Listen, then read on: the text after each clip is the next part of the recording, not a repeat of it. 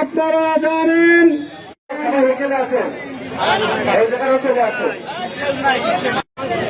সংক্ষিপ্ত বক্তব্য পেশ করবেন আলহামদুলিল্লাহ রাব্বিল আলামিন ওয়াসসালাতু ওয়াসসালামু আলার রহমানির রহিম। 1 নম্বর দাবি আমাদের, বান্ডেল থাকলে প্রতি সেনমানিতে টাকা বাঁচবে।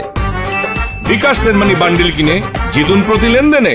জুলাই সনদের ভিত্তিতে ফেব্রুয়ারির ভিতরে নির্বাচন দিতে হবে, 1 নম্বর দাবি আমাদের। 2 নম্বর হচ্ছে উচ্চ কক্ষ নিম্ন কক্ষ উভয় কক্ষে ইপিআর পদ্ধতি চালু করতে হবে। নতুন বাংলাদেশের স্বপ্ন দেখেছে, বাতিল করতে হবে।